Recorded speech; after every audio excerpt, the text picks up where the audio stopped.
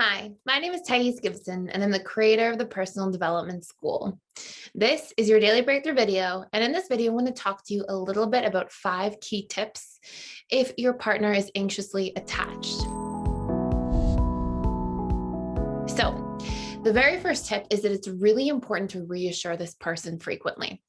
I know this sounds funny, and I think that people, when they hear this originally, they think, oh, I have to endlessly reassure this person.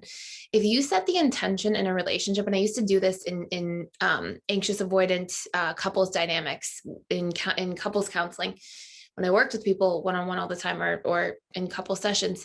And what I would get the avoidant partner to do, or even the securely attached person, if they were with somebody really anxious, to do, is just set the intention to reassure this person once a day or once every other day. Just set that intention in the relationship. I love you. I care about you. I want to be with you.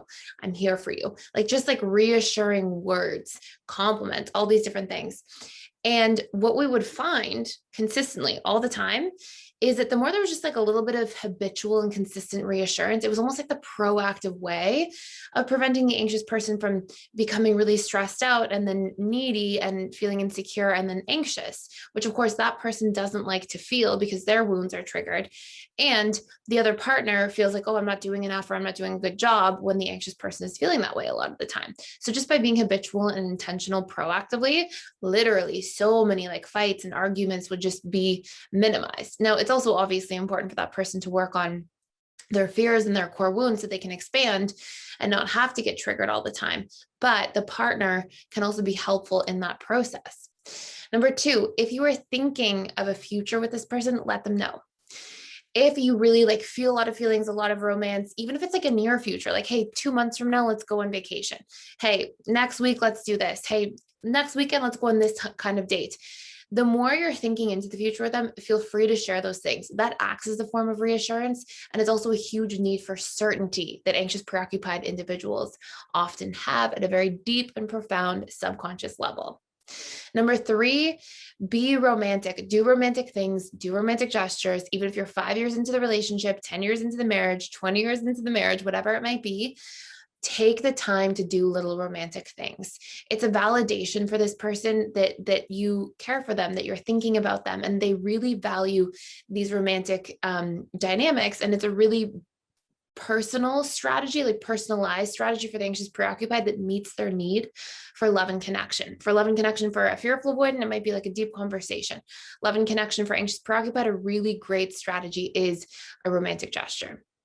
Number 4, if you need space, let them know why and explain that you still care. Just literally so many arguments or challenges can be solved in advance if the person needing the space just says, hey, I need space and I still love you and I still care about you. I'm not going anywhere.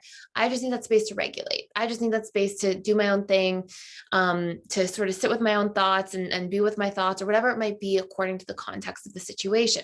By over-explaining, the anxious preoccupied doesn't personalize it, and it acts as this barrier to go around the core wounds so they don't have to be triggered, activated, and then create friction in both the individual and in the relationship dynamic. And number 5, it's really important to give the anxious, preoccupied individual compliments, words of affirmation. Let them know you approve of them, they are wanted, these sorts of things. And again, these are all things that the anxious, preoccupied has to do in the relationship to themselves too, to make themselves feel loved, to make themselves feel important, wanted, desired, all these different things, because usually there's a lot of self-doubt and self-abandonment and self-criticism that's making them seek so much from the outside in. And that's not fair for that anxious individual to have to feel that way on a regular basis. So it's really important the anxious person does that in the relationship to themselves as well. But by doing these in the relationship dynamic with this person, it also acts as this sort of binding force that, again, can proactively help to really create a lot of great connection, to make both parties feel seen, loved, valued, and for the anxious person to feel safer and being able to settle into the relationship as well. So hopefully this makes a whole lot of sense. If you want to see a full-on roadmap for the anxious preoccupied individual and how they show up in each of the 6 stages in a relationship, one that's very in-depth, really detailed, really consistent, and will help you just get a blueprint of like what your challenges are going to be, what your rites of passage are going to be, the lessons that are important to learn, the pain points to reprogram in each individual stage. Fantastic thing to do. There's a link in the description box below, and it has a link to our entire PDS, our entire school, with access to the 7-day free trial. And in that 7-day free trial, what you will see is there's the advanced attachment style course, and do the one for the anxious preoccupied. It will give you that roadmap and blueprint so you can check it out for yourself. Thank you for being here. Thank you for watching. Please like, share, and subscribe, and I will see you in the next video.